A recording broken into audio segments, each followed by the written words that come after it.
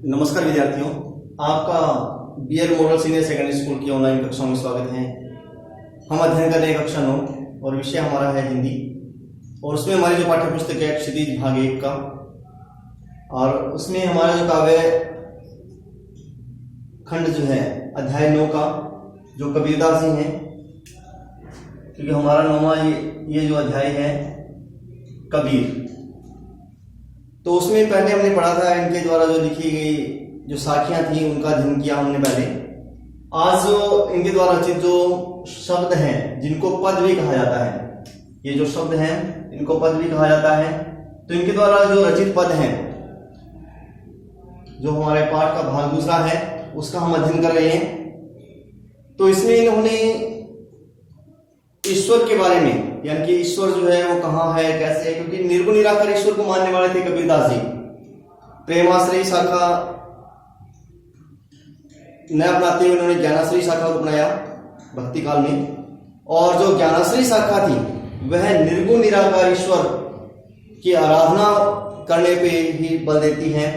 तो इसी प्रकार से इन्होंने भी निर्गुण निराकार ईश्वर की महत्व को स्वीकार किया है। एकेश्वरवाद पर इन्होंने अधिक बल दिया है। तो उसी संदर्भ में आज हम अध्ययन कर रहे हैं इनके द्वारा जो रचित जो शब्द हैं, जो पद हमारे पाठ्यक्रम में संकलित किए गए हैं, जो चयनित इसमें पद हैं, उनका हम अध्ययन कर रहे हैं।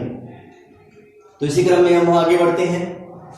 मोको कहाँ ढूंढे बंदे, मैं तो तेरे पास में, ना मैं देवल ना मैं मस्जिद ना काबे कैलाश में। अब इसमें कबीरदास जी लिख रहे हैं ईश्वर की जो बात है, यानी ईश्वर जो मनुष्य से कहते हैं। अब ईश्वर जो साक्षात, क्योंकि हर जगह व्याप्त है ईश्वर, प्रत्येक कण कण में व्याप्त माना गया है निर्गुण निराकार ईश्वर को। तो उसी प्रकार से ईश्वर है, यानी कि इंसान से कह रहा है, मनुष्य से कह रहा है कि मोको कहाँ ढूंढे बंदे, कि हे मनुष्य, बंदे का मतलब मनुष्य है, कि हे मनुष्य तू मुझे कहाँ ढूंढ रहा है, मैं तो तेरे पास में, कि मैं तो तेरे पास में ही हूं, मुझे तू कहाँ ढूंढ रहा है, कहाँ तू जंगलों में घूम रहा है, कहाँ गुफाओं में बैठा हुआ है ना, कहाँ तूने घर गृहस्थी को त्याग दिया है, तो मैं तो तेरे पास में, तेरे हृदय में ही हूं मैं, ना मैं देवल ना मैं मस्जिद ना काबे कैलाश में। अब इसमें ईश्वर कहता है कि ना ही तो मैं देवल में, देवल कहा गया मंदिर को, देवालय, देवल ये मंदिर के लिए प्रयोग किया गया है, ना ही तो मैं मंदिर में हूं, ना ही मस्जिद में हूं, और ना ही काबे कैलाश में, काबे मतलब जो मक्का मदीना है, ना ही मैं वहां पे हूं, और ना ही कैलाश पर्वत के ऊपर हूं। अब ईश्वर कहता है कि मैं ना ही तो मंदिर में हूं, ना मस्जिद में हूं, ना ही काबे कैलाश में हूं, मैं कहीं भी नहीं हूं, बल्कि कहां हूं मैं, तुम्हारे हृदय के अंदर ही हूं। ये देख ना, यहाँ पे ऊपर देख लिखा हुआ है कि मैं तो तेरे पास में, मैं तो तेरे पास में ही हूं, तेरे हृदय में ही हूं। ना तो कौन क्रियाक्रम में, नहीं योग वैराग में, ना ही तो मैं किसी क्रियाक्रम के अंदर हूं, यानी क्रियाक्रम जो अपने कर रहे हैं उसके अंदर हूं, और ना ही कोई योग वैराग, यानी कि योग को धारण करने में हूं, और ना ही तुम्हारा जो वैरागीपन है उसमें ही मैं विद्यमान हूं, मैं कहीं नहीं हूं। खोजी हो तो तुरंत मिले हो पल भर की तलाश में, कि अगर तुम खोजना ही चाहते हो, अगर तुम वास्तव में सच्चे खोजी हो, मुझे पाना चाहते हो, तो मैं तुम्हें पल भर के अंदर, एक ही पल के अंदर, एक ही क्षण के अंदर तुम्हारी तलाश को समाप्त करने वाला हूं, अर्थात तुम्हें शीघ्रता से मिलने वाला हूं। कहे कबीर सुनो भाई साधो सब श्वासों की श्वास में। अब कबीरदास जी कहते हैं कि हे साधुओं, हे सज्जनों, सुनो सब श्वासों की श्वास में, कि ईश्वर जो है सभी श्वासों की श्वास में है, अर्थात प्रत्येक कण कण में विद्यमान है, ना कि कहीं मंदिर में, ना मस्जिद में, ना ही काबे कैलाश में है, और ना ही किसी वन में ही हमें मिलेंगे, ना योग साधना से मिलने वाले हैं, बल्कि सहज स्वभाव से अगर हम अपने हृदय के अंदर ईश्वर को तलाशें तो ईश्वर हमारे हृदय के अंदर ही विराजमान है। तो इसके अंदर जो है अनुप्रास अलंकार का प्रयोग किया गया है। आगे हम देख रहे दूसरा जो पद है, संतो भाई आई ज्ञान की आंधी रे। अब इसमें ज्ञान की जो आंधी है, अब एक आंधी जो एक स्वाभाविक जो प्रक्रिया है कि आंधी जब आती है तो हर तरफ तहस नहस कर देती है। झोपड़ियां वगैरह पहले बनाते थे तो झोपड़ी वगैरह उड़ जाती थी, छप्पर वगैरह उड़ जाते थे। तो इसी प्रकार से इन्होंने उसको लक्ष्य करते हुए हमारे अंदर ज्ञान की अगर आंधी जब आती है, ज्ञान का जो प्रकाश प्रस्फुटित होता है, तो किस प्रकार का परिवर्तन होता है, तो उसी परिवर्तन को इसमें बताने का प्रयास कबीरदास जी ने सहज शब्दों में किया है, सहज उदाहरणों से किया है। अब इसमें कहते हैं संतो भाई आई ज्ञान की आंधी रे, कि हे सज्जनों, हे संतो, कि ज्ञान रूपी जो आंधी है वो आ चुकी है। अब अगर अपने सीधा अर्थ इसका लें कि संतो भाई आए ज्ञान की आंधी रे, अगर आंधी आ गई है कि आंधी आ गई है जिसके कारण से जो टट्टियां हैं अर्थात जो आर्ट करने के लिए जो पर्दे लगाए गए हैं वे सब उठ गए हैं, और माया जो है इनकी जो रस्सियां जो बंधी हुई थी वे सब टूट गई हैं, और जो झोपड़ी को ठहराने के लिए जो 2 बलियां लगी हुई थी द्विधुनी गिराने की जो 2 बलियां थी वो भी गिर चुकी हैं, और जो बलिंडा जो था जो बरामदा था वह भी टूट गया है, और घर के ऊपर जो रखा हुआ छाछ वगैरह था वह भी टूट गया है, और जो भांडे हैं जो बर्तन है यानी कि जो सारा कुछ गिरने से जो बर्तन है वह भी टूट गया है। ये तो था सिंपल इनका साधारण जो अर्थ है, लेकिन कबीरदास जी कहना क्या चाहते हैं इसके माध्यम से वो देखिए कि संतो भाई आई ज्ञान की आंधी है, कि हे संतो ज्ञान की जो आंधी है जब आती है तो क्या होता है। और देखिए आंधी आने से मैंने आपको बता दिया कि क्या क्या हो रहा है।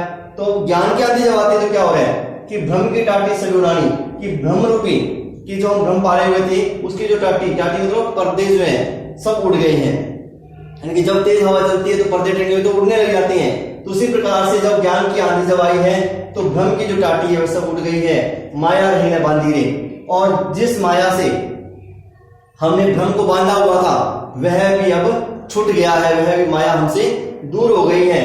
कब हो गई है? जब ज्ञान की आंधी प्रवेश करती है, जब ज्ञान की आंधी आती है। हित चित की द्वेधुनी गिरानी मोह बलिंडा टूटा। अब कबीरदास जी कहते हैं कि हमारे हित की यानी कि हमारे जो स्वार्थ था, जो हमारे मन रूपी यानी कि जो स्वार्थ और जो हमारी तृष्णाएं थी, जो हमारी इच्छाएं कह सकते हैं, जो हमारा लोभ था, लालच था, उसके जो 2 धुनियां थी, जो खंबे थे टूट गए हैं, गिर गए हैं, मोह बलिंडा टूटा, और हमारा मोह रूपी जो बलिंडा है, बरामदा है, वह भी टूट गया है। जब ज्ञान की आंधी आती है तो मोह माया से हम दूर हो जाते हैं, किसी के प्रति भी हमारी आसक्ति नहीं रहती है, केवल जो है हमारा जो ध्यान है, जो प्रेम है, वो ईश्वर के प्रति ही लगा रहता है। तृष्णा छानी परी घरों पर ऊपरी कुबुद्धि का भांडा फूटा। अब कबीरदास जी कहते हैं कि तृष्णा छानी परी ऊपर, तृष्णा रूपी जो छाछ है जो हमारे घर के ऊपर रखा हुआ था, यानी कि हमने सबसे ऊपर तृष्णा को स्थान दे रखा था, वह भी अब गिर गया है। कुबुद्धि का भांडा फूटा, और जो सारा सामान गिरने से कुबुद्धि जो रूपी बर्तन था वह भी टूट गया है। जो जुगति करे संतो बांधी नीचे चुए न पानी। अब इसमें ये तो था कि जब आंधी आती है तो क्या क्या प्रभाव हो रहे हैं। अब ज्ञान रूपी आंधी आने से हमारे जीवन में क्या प्रभाव हो रहा है, तो इससे किस प्रकार से हम संभाल सकते हैं। तो जोग जुगति करी संतो बांधी। अब संतों ने जोग और युक्ति के द्वारा अब पुनः जो है अपने शरीर को साधना प्रारंभ कर दिया है। नीचे चुए न पानी, और उसमें बिल्कुल भी पानी मतलब इसमें विषय विकार संबंधित कह रहे हैं कि विषय विकार रूपी जो पानी है वह बिल्कुल भी उसमें एक बूंद भी नहीं गिर पाता है, उनके हृदय में नहीं आ पाता है। कूड़ कपट काया का निक्षा हरि की गति जब जानी, कि जब हमने हरि इसमें मैंने पहले भी आपको बताया था कि हरि जो शब्द है यहाँ पे विष्णु के लिए नहीं है, बल्कि निर्गुण निराकार ईश्वर के लिए हरि शब्द का प्रयोग किया गया है। कि हरि की गति जब जानी, कि जब मैंने हरि मतलब ईश्वर की जो गति को जान लिया है, प्रभु की गति को जान लिया है, तो कूड़ कपट काया का निक्षा तो निकल गया। कि काया मतलब शरीर, मेरे शरीर में से सारा जो कूड़ा कपट था, कूड़ा करकट था, अर्थात जो विषय विकार थे वे सारे ही दूर हो गए हैं। कब दूर हो गए? जब मैंने ईश्वर की गति को जान लिया है कि ईश्वर हर जगह व्याप्त है। आंधी पीछे जो जल उठा प्रेम हरिजन भिना। अब कबीरदास जी कहते हैं कि आंधी आने के बाद में जब जल यानी बारिश होती है तो कबीरदास जी कहते हैं कि प्रेम में हर कोई जो भीग जाता है, वर्षा में हर कोई भीग जाता है।